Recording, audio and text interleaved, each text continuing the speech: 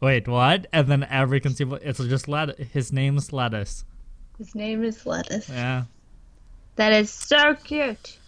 that is. Anyway, all right. Where are you?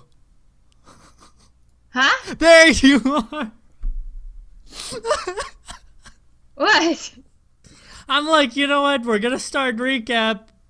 Normally this time. Didn't start normally. Anyway, welcome, ladies and gentlemen, to Recap Thursday on a Saturday. The show where me and Captain Legs go over everything that happened during our Sunday night RPG session. Fuck. I switched slides. There's my camera. There's nothing on your camera. What the hell? Yeah, I noticed that after the delay sorted itself out. It's okay.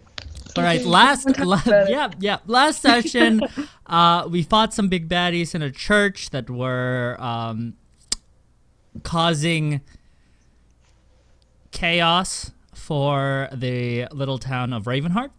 Yep. We almost died, which is a reoccurring theme, and that is after the battle. Yeah, so the state that we're in right now, basically, Holo's missing an arm, and she's naked because she just transformed into a wolf, and now she's back into her human form. Ileana's unconscious and will be for the next little while, and Deveril is in pretty bad shape, and so is Nuraz, actually. But those three are, like, notably damaged. So we go back to the alderman's place and get healed up and stuff. Deveril asks him to ring the town bell in the morning, and then asks the alderman to have a drink with him, but it is Zyron who asks him this, and his voice changes noticeably for Andrew. I think Andrew's the only one that noticed. Yeah, Andrew's the only one who picks up on it because he's the only one who knows about it. You're out. Ileana was they put her to bed, and she would have caught on, but did not. So they have a drink, and the night goes pretty uneventfully. Everybody rests up. The next morning, Deveril he gets all ready. He's up bright and early, and he goes to the church to ring the bells. And then all of the people in the town slowly emerge from their homes. They haven't done so in a long time. The week that they've no contact with they're emerging from their homes, and they're all just like, what's happening? And Zyron stands before the town and makes his announcement. So basically he is very well spoken, and fits into the whole adjudicator role quite well. He's wearing his medallion proudly. Says that they have been very, very religious feats for very religious people. Says that it was by God's grace that they were saved, and that there's the darkness is gone, and they back in the light, yada yada. Very, very rousing speech. But as the rest of the party kind of make their way to the they're listening. They're at the back of the crowd with the alderman there, kind of rubbing the sleep out of his eyes from a little bit of a headache from the drinking. Zyron adds or drops this knowledge bomb on the townsfolk, and he says that the town still has one more step if they want to be rid of the evil that has befallen them, or the darkness. And he says that the alderman is the person who is at fault for the attacks and for these two monsters that killed the townsfolk. Says that he made a pact with them and took and brings out the torn pages of the holy book that the Therenders have, that the female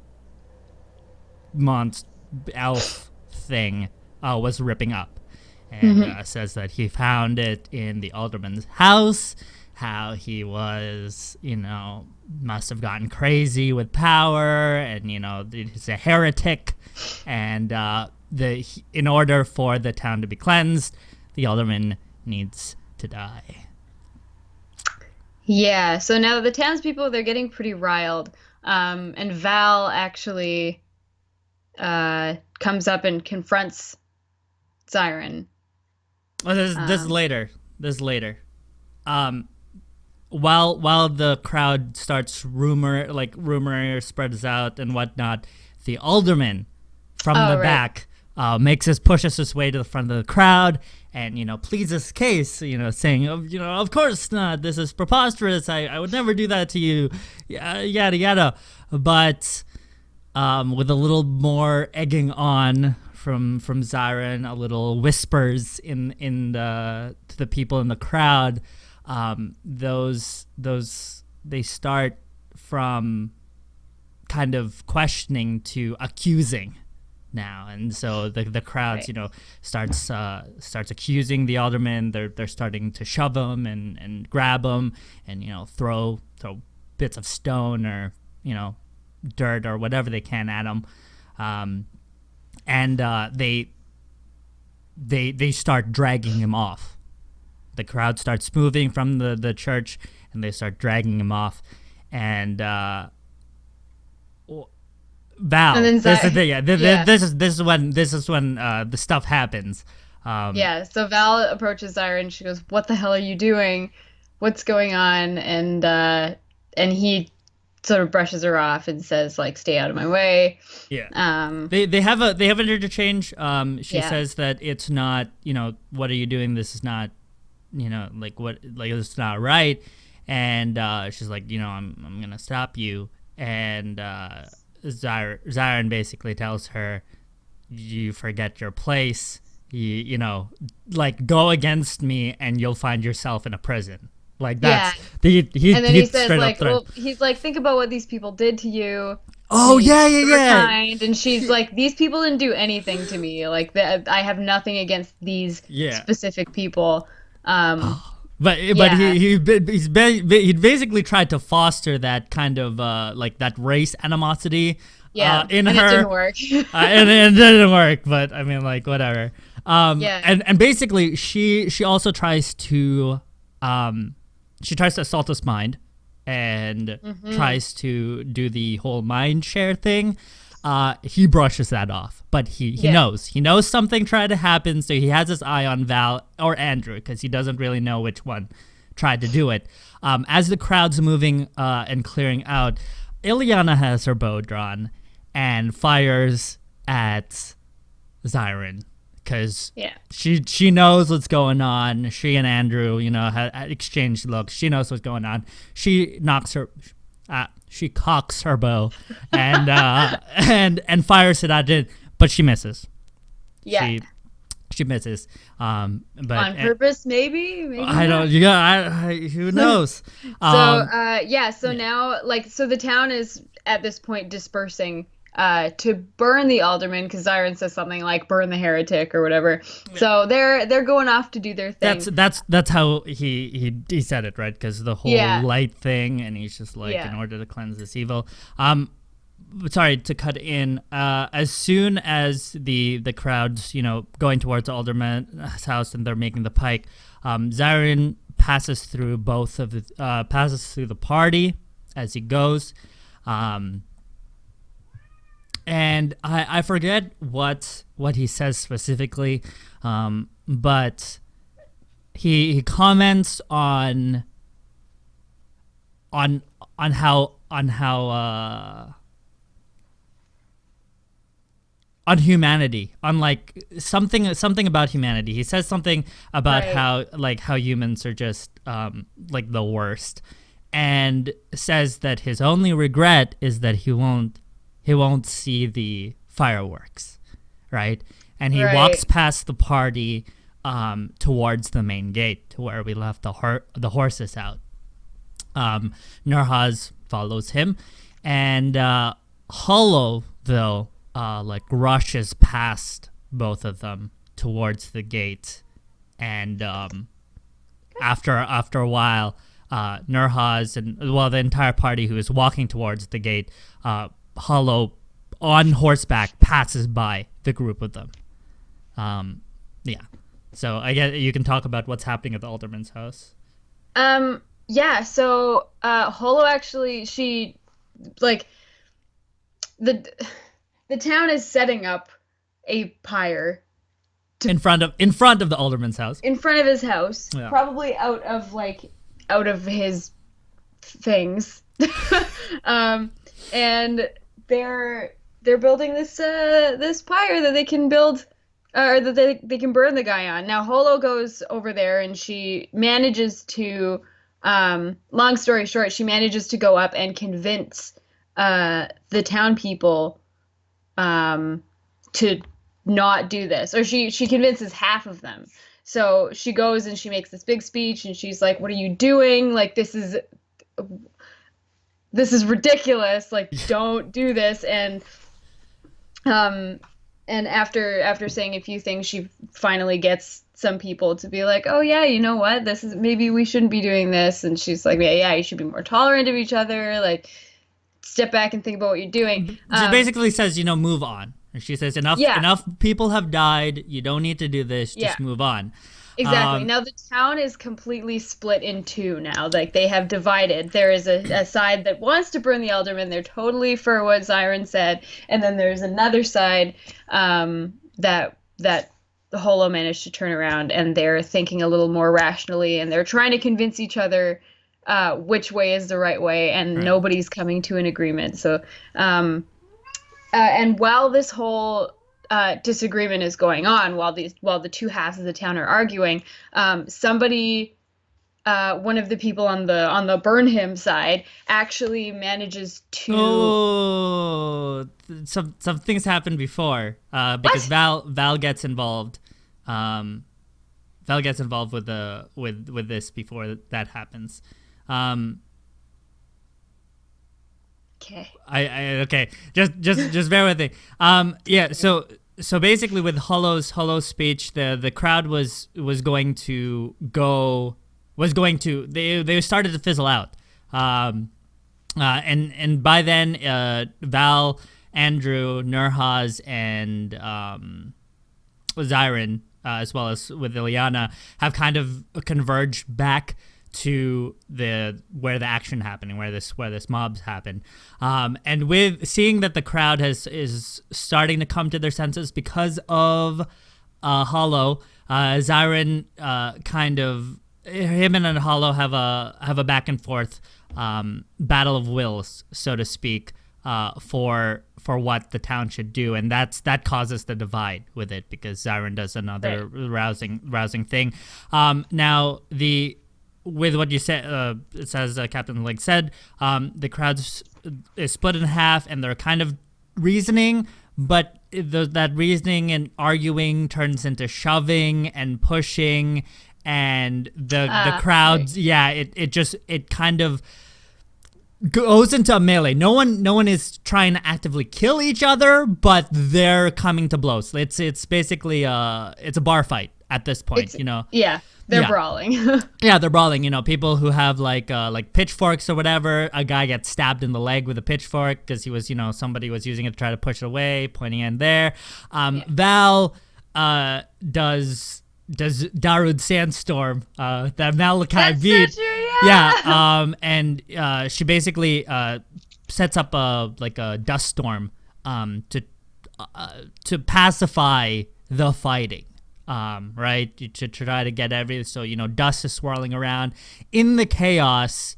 That is when one of the people who was for burning, a torch goes out and the pyre bursts into flames. And in the midst of the confusion, we're looking at the alderman, and he's starting to panic, right, as the flames start licking at his feet. Hollow is trying to push her way through the crowd with, some of her supporters, but she's on horseback, and the horse, with all the melee and brawling happening, is kind of spooked, so she can't make her way towards the crowd. And the alderman starts then screaming in pain rather than panic as he starts to burn. Yeah, now the whole town, as they finally realize what's happening, they're hearing these screams of agony. The town goes totally silent, and Ileana takes it upon herself to pull a Jon Snow and shoot the alderman, put him out of his misery, as he burns to death on this pyre. Because at this point, none of us can get to him. We can try to, but he's so he's cooked. Yeah. By the time we get to him, he will be suffering if he does survive. So. Yeah. What Jeff did say, that by the time Hollow got there to be able to cut him down, he's still screaming, but she knows that even if she cuts him down now, he's not gonna survive his wounds. Yeah, he's not gonna make it. So Ileana decides to put an end to his suffering, and the town falls completely silent. And Ileana actually speaks up at this point, and for this whole time she'd been really quiet, and basically trying to shoot Siren. We passed by the two other times that you tried. One of them he dodged, and another one she tried to shoot him again. He dropped this thing of because Ileana, their past conversation, Ileana says that she didn't care about Devril at all. Siren kind of chides her and says that maybe she does have feelings because she wouldn't be that poor of a shot otherwise. So she uses her last arrow to kill the alderman. Now so she steps up and talks to the townspeople, and she says, "You know what? This is what happens. Are you happy with yourselves? You did this by listening to this strange ass judicator you've never heard of or seen before, who tells you to burn your fucking mayor alive." There's a judicator. Yeah, and they all kind of it's crickets. They're mumbling. This woman screams, and when the alderman dies and starts sobbing, there are people crying, but it's everybody's in shock at what has happened. And once Ileana is done her piece. And Holo says a couple things too, just, reconfirming hey, y'all are fucking crazy. This is what happened. People think about what you did. Go to your car. Go to your room. Go to your room. So people actually, they do start dispersing and going back to their houses to think about what they've done. Exactly.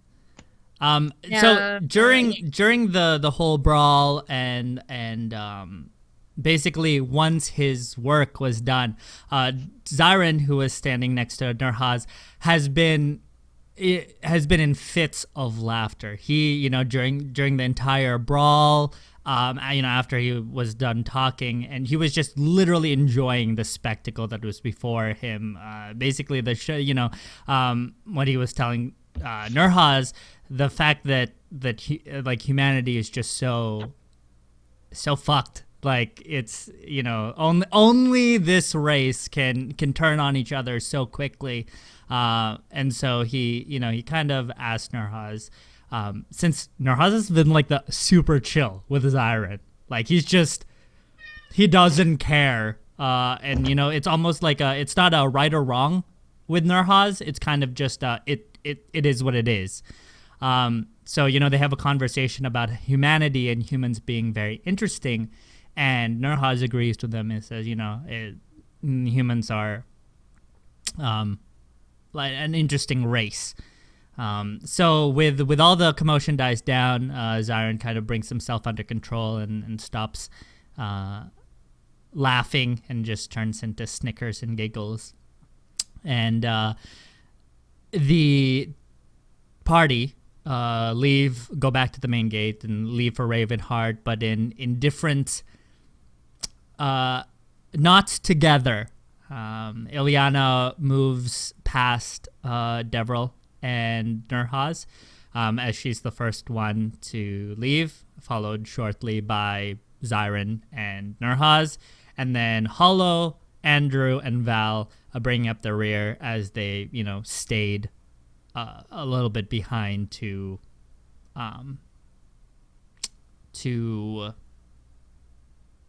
assess the situation that Ravenheart's in. I guess that's the best way I can put it. Since it takes about half a day to go back to Raynar, about 2 hours in, Zyron goes bye-bye and Devril comes out, reaffirms to Nurhaz about what a good job they did at saving Ravenheart, like nothing was wrong. One sees that Ilyana is ahead of them and questions Nurhaz why they're not riding together. Nurhaz says, I don't know, maybe she just wants some time to, think about stuff, leave her be, lad, give her some space, and that's it. And Ilyana reaches the gates of Raynar first. She waits, surprisingly. Devril's there. Both you and Nurhaz say something really cheeky, because Devril, no clue, says, he apologizes to Ilyana for making her go to Ravenheart because she wasn't down for it in the first place, but says, see, look, we did such a good thing for them, again, I'm sorry, but we did a good thing, we saved the town. And she's like, yeah, she's like, yeah, you really helped. Yeah, good job. Yeah. And Devril's like, yes, I really think that they'll be in great shape after this. And she's hell like, yeah, let's go. Yeah. So and then Val, Hollow, and Andrew come in. Probably like half an hour later. We kind of ask what they wanted to do, whether we wanted to go back to the Shattered Pint to rest and get cleaned up before going to the Lord, or go straight there. Nurhaz is like, fuck it, let's just go straight there. We're like, yeah, he's like, bitch better have my money. Yeah, bitch better have my money. Where's my 100 gold coins? Devril's like, are you sure? Maybe we should, take the time to relax, get cleaned up. We just finished basically traveling, getting minimal rest, and then traveling again. Like we're pretty battered. And Nurhaz was like, nah, let's go. So we go back to the Lord of Raynar. I forget his name. Yeah, Prob, do you have it written down? Arl. I have it written down somewhere. I have it. Wait, I have it on my other note. It's hi. Yeah, I have it written down, but I didn't bother taking it because I literally wrote down like 2 names the entire session. I was like, hold up, I got this. It's Lord Gult. Lord sure? Gult. I'm positive. I feel like we knew his anyway. Sure, why not? Yeah, so we actually enter his council room. It looks like a war room. His chamber is not fancy. It's very practical, very Spartan-like. And we wait because he's conversing with what looks like a scout. Knelt before him. They're whispering. His like armsman, or that guy with like the beat up armor, is there to his right as well. The scout finishes the report and walks out of the room. He motions forward to us. We give the report. Nurhaz gets the skull and the talon from the one of the male quote unquote elf as proof that, you know, we did what we could, and that we tell him that report should come in. Devril makes a point though, that regardless of what the report says, or what the Ravenheart says, to know that this was the work of forest monsters, not elves. Yeah. And so Val picks up on that as a little bit big. Val will remember this. Yeah, Val will remember this. But she picks up on that, and you know, as I explained, the connotation is that Devril is trying to do his best to not, you know, not have elves just take blame for no reason, right? Like it's literally not their fault. So we talk with the Lord a little bit more. He says that, you know, if we fit, he asks us where we're heading, where our journey takes us. We lie. Well, we don't to the Elven Gardens. Yeah, no. Yeah, we just give him a location that's slightly near there. Slightly near there. Past the Elven Grove. So we didn't. Yeah. No, we just, you know, weren't very forthcoming. So he's we like, altered the truth. That's true. Well, I mean, who knows? We might go there. You know, just anyway. So he's like, yes, just be careful, because the place where you're heading, because we just said southeast, are allied with Banwick's men. This whole civil war that's brewing is on the other side of this. These are the revolutionaries, or so he's like, just be careful there, because, you know, you people seem like you are loyal to the crown.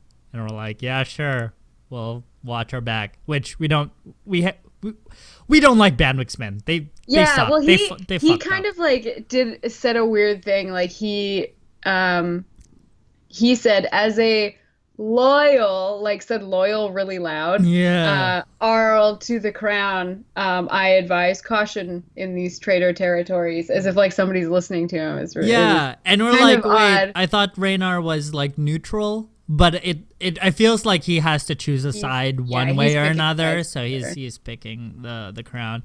But yeah, so we tell him. He says that you know, if we're ever, you know, after our journey, if we're ever around to offer our services, he won't mind hiring us again, because we did such a good job. And we're like, all right, sweet, connections. We better leave before he finds out what we did. Which I don't think would be too bad. Anyway, he still doesn't know that Devril's adjudicator, so he just thinks that we're all mercs. He lets us keep the silver weapons, which is nice, as a bonus to the. Oh, and Ileana lied about using all of her silver arrows. That's true. She left them on the horse. She got another 20. He gave her more. She got another 20. Yeah. Oh my goodness. Which you used none of them. You used 3 on Devril that you just missed and had to pick back up again. No, I used my regular arrows. Oh, all right. Okay. Yeah. There, you see, literally. So now it's just fucking 40 silver arrows. Wow. Scamazed. No, I had 40. They gave me 40 to be. Oh, I thought they only give you 20. I don't know. 20 and 20. Oh, okay, never mind. That's even better. Anyway, you scamazed him. You scamazed him well. So we're heading back to the Shattered Pint. Devril says, you know, we could use, should we stay around, you know, relish a job well done, maybe, you know, relax a little bit before we head to the road. Everyone's like, nope, we leave right now. Yeah, Ileana actually. Right now. it kind of tells Deverell, like, we don't have the luxury of taking a break and relaxing. Right. That we don't have that. Yeah. We don't have time to do that. Which really catches Deverell off guard because it's not like her to be so forceful. Right? To be like, no, we're going. And he's like, oh, right. Of course. right, like, totally.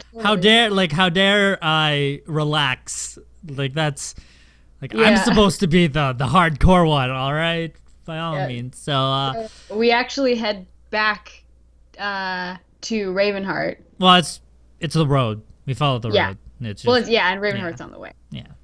Now as we're going, Deverell. It starts to rain on the road. Deverell didn't want to leave because it's by the time we get to Ravenheart, it's already nightfall. Yeah. Like, so he's like, oh sweet, we can stay in Ravenheart. Like, it's like, they'll I guess love to have us there. They love to have. We saved their town. It's amazing. You know, we have shelter from the rain. And Ileana goes, oh no, wait till we get there. I just want to stop in and show you. Which throws Deverell off because, you know, Nurhaz and Hollow and Val and the rest of the party too are just like, if anything, we're just stopping by Ravenheart. And Deverell's really confused because it's raining, it's late, there's a town right there, why wouldn't we stay there, right? So he's a little thrown off and he's a little confused that no one seems to be giving him a straight answer, but he just goes along with it. So anyway, so we reach Ravenheart and we get to the gate and the gatekeeper's like, oh, you people, no, go away, like I'm not gonna let you in. And Ileana manages to sweet talk him, says, you know, we're only stopping in, just want to show our friends something, and then we'll be out of your hair. And he says, oh, well, you know, be quick about it. And he lets us in. He gives Deverell the stink eye. Yeah, gives Deverell the stink eye. Deverell has no freaking clue why. And he lets us in with our horses. So we get to he opens the main gate. The quicker we get in and out, the better. So we go in, and Ileana tells Deverell to follow her, and she takes him to the alderman's house. Yep. And she says, well, hey, do you see anything different? And he does point out that there's a pyre. Yeah. There in front of his house, right? Yeah. And he says, you know, it looks like they were having a celebration, or you know, that the town saved, like offerings, prayers, whatever, right? It's just he thinks that it's like a religious thing, because he, you know, probably read it in a book or the Bible, something like that. He just throws it up there.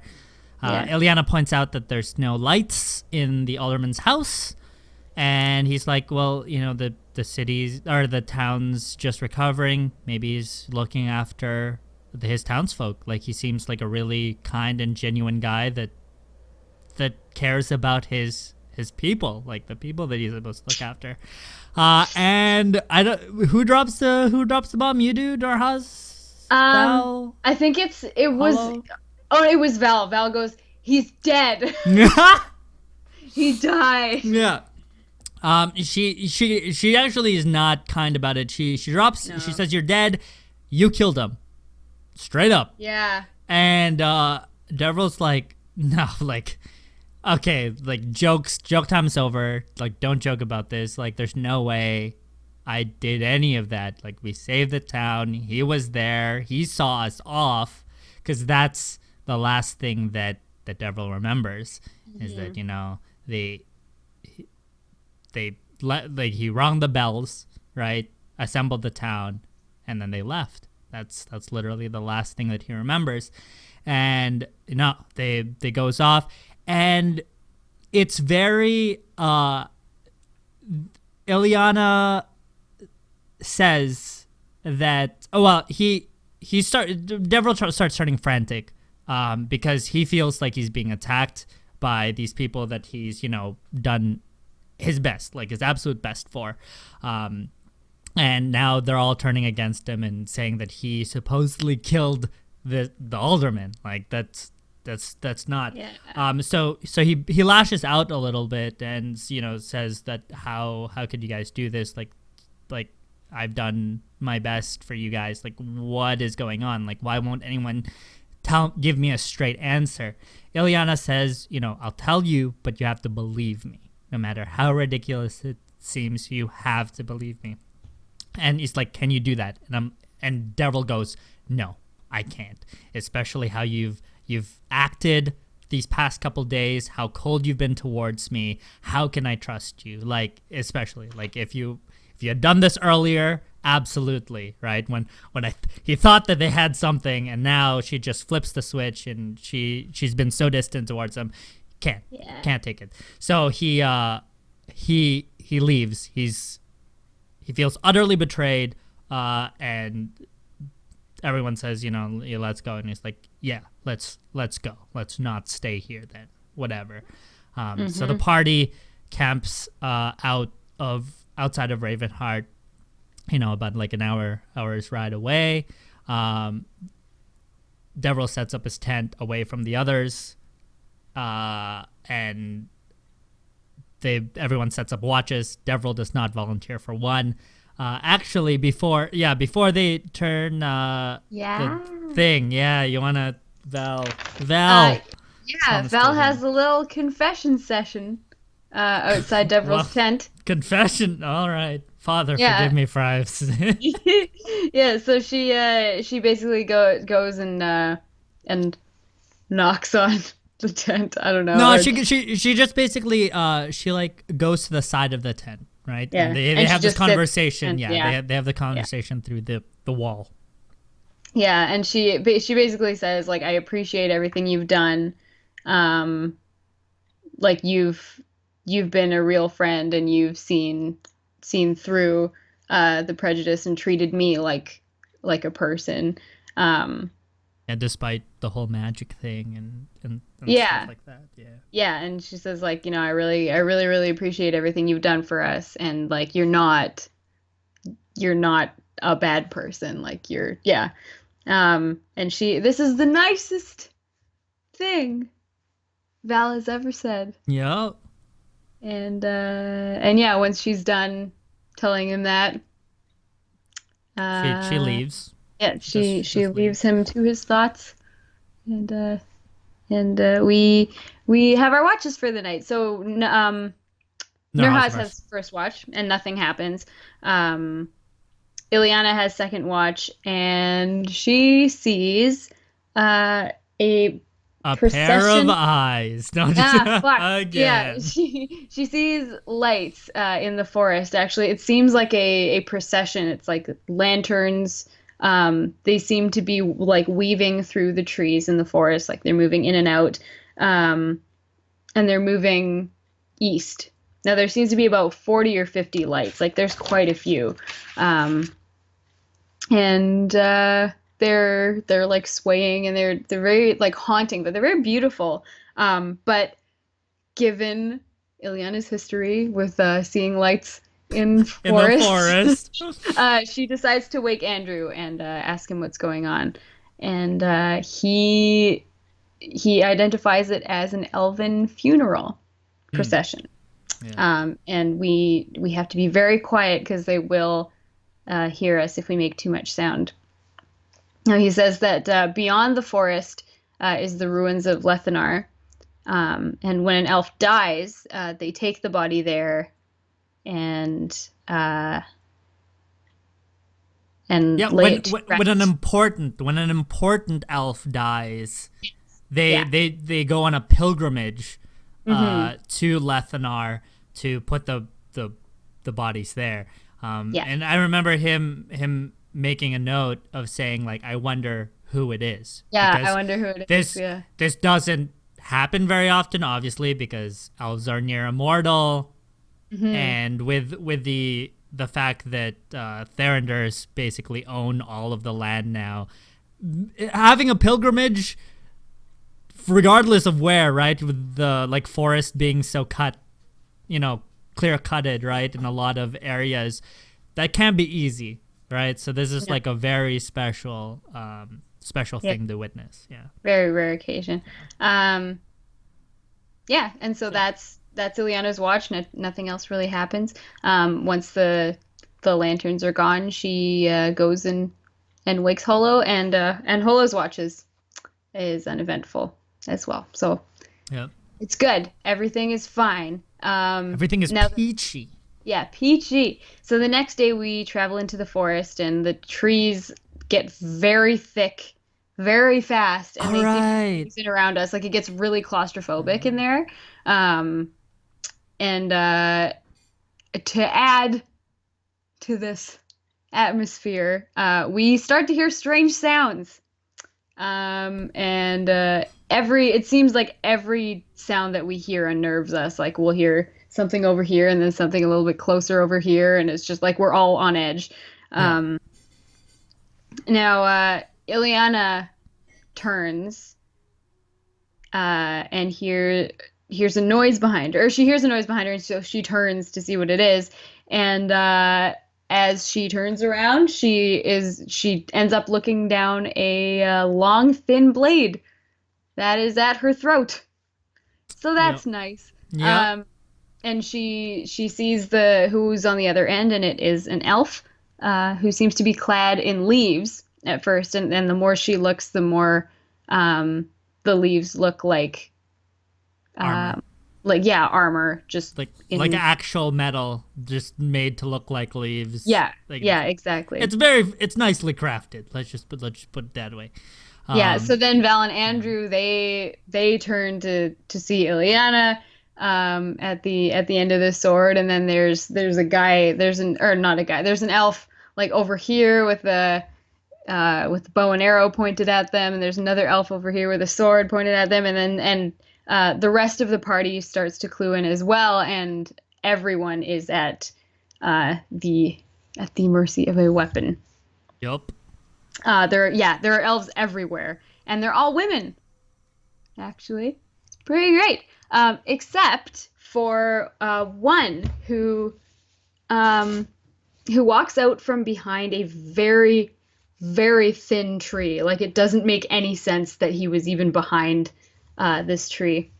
And he comes out, and he's wearing robes, very long flowing robes, but they do also look very leafy like. Leafy. As the other elves are dressed, and he's carrying a staff.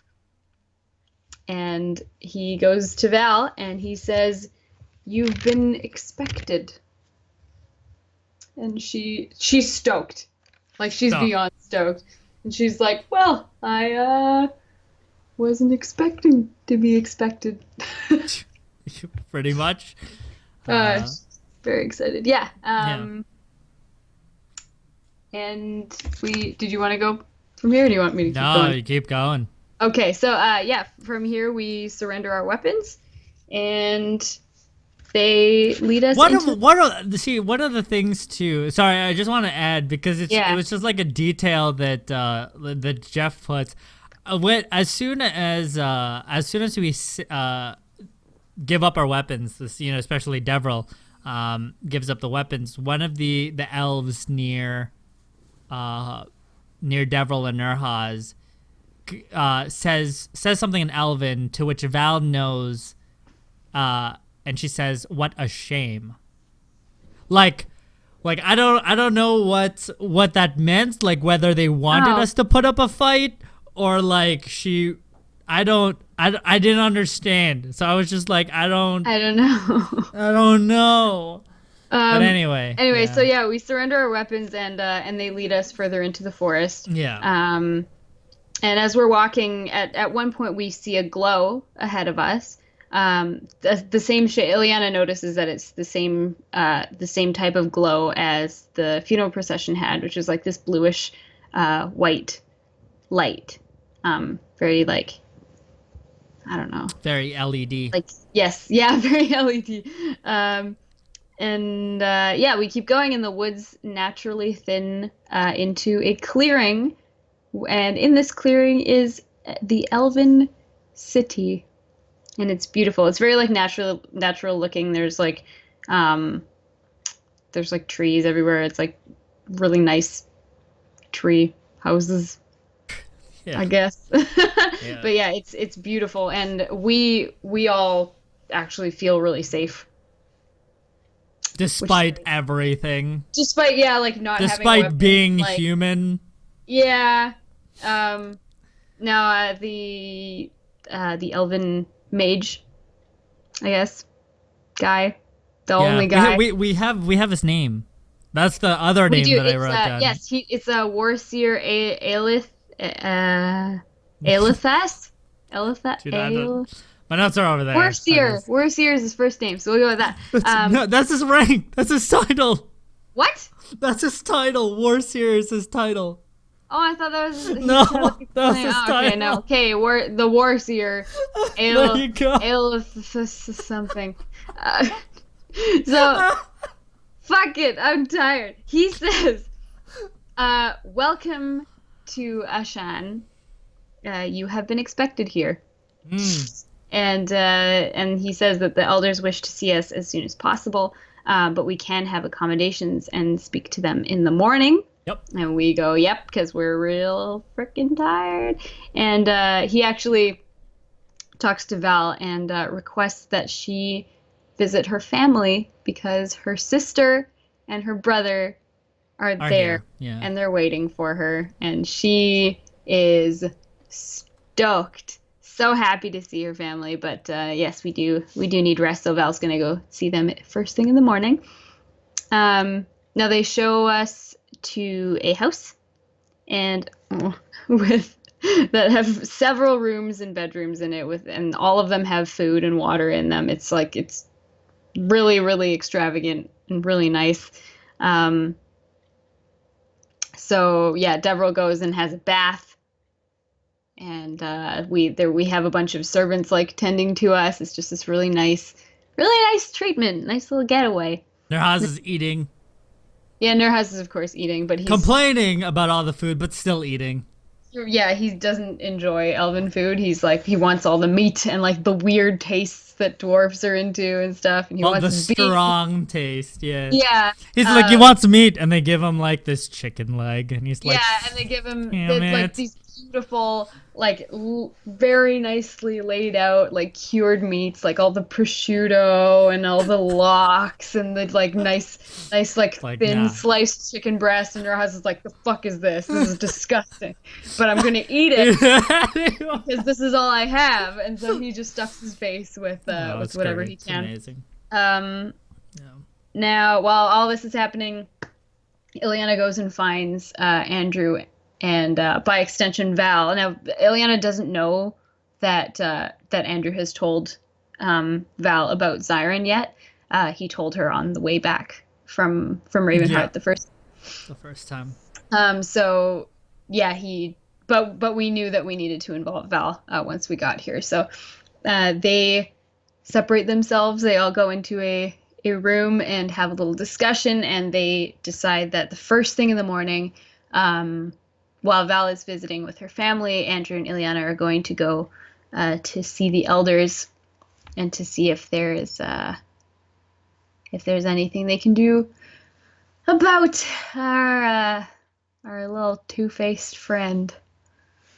It's have an exorcism of sorts. Apparently. See what happens. So yeah, one of the big things that Andrew also said was during the whole Ravenheart excursion, Andrew did drop a whole, I didn't think that it would get this bad, like this fast. Yeah. That's totally true. Yeah. The whole thing, I now I'm remembering a bit of the conversation. When they, I don't know who it was Val asked or Hollow asked why he was doing this. He simply said that he's there to keep the balance. As Aaron said, to keep the balance. Deverell saves the town. Right. And he has to take care of the rest. And he has to, and he just has to crazy bitch. It's great.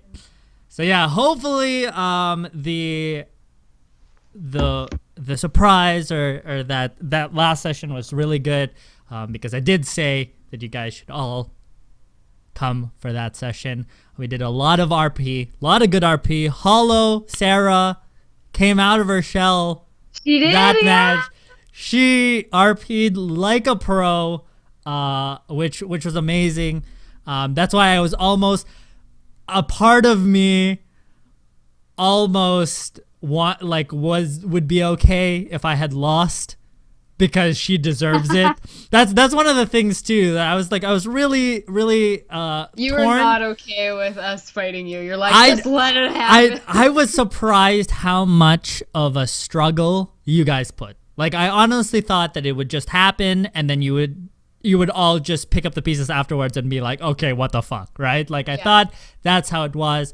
But yeah, no, like Hollow. We like to prevent it's efficient rather than cleaning up after. But you don't have to clean it from even happening. NPCs, all right, no mess.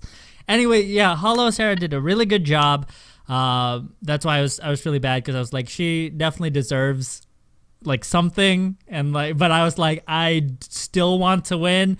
But I think it was a big compromise, because if Zyron just had his way with it, I think that that town would just devolve into this like cult mentality, right? Like, they'd just be very zealous cultist at that point, whereas now they can actually, because of Hollow's words and Ilyana kind of talking to them, they're in the midst of trying to find redemption for their sins. So hopefully the town can grow back to being whatever it was. I honestly doubt it. We'll see what happens.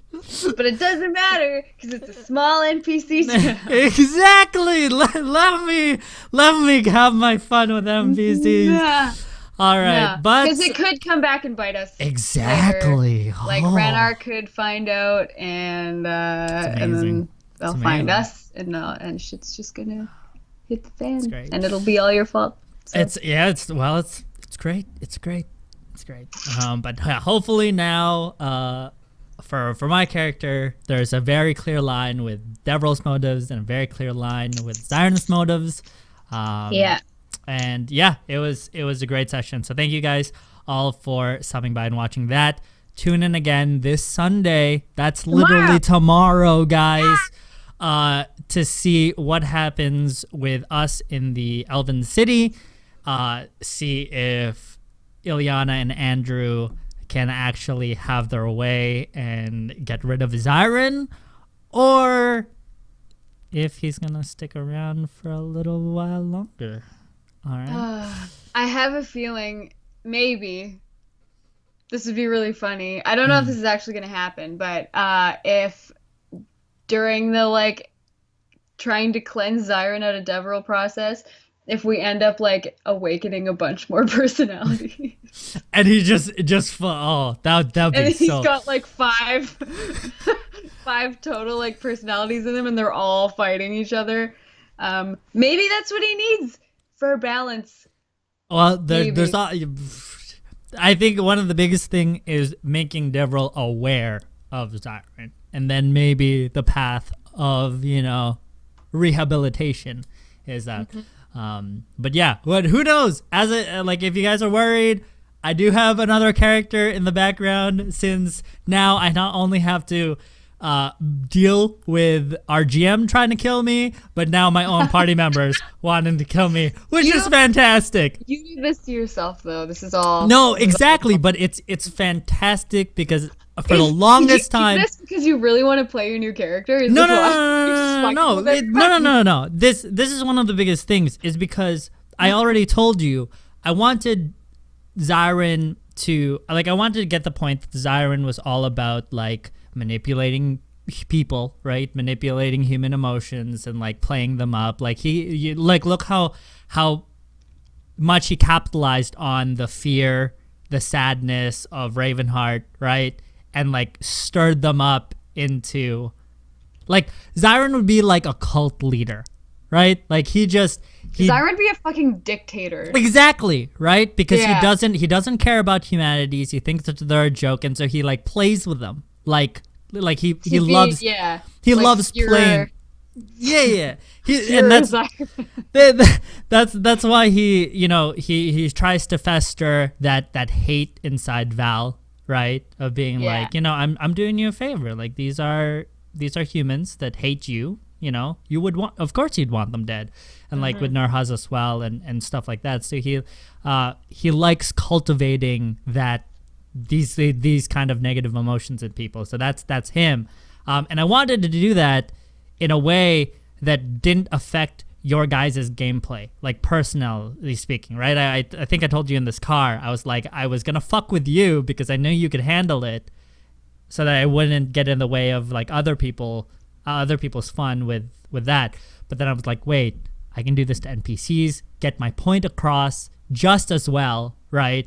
And then you guys can have even more involvement of like either letting it happen or stopping it, right? And then reaping the consequences of either or. So yeah.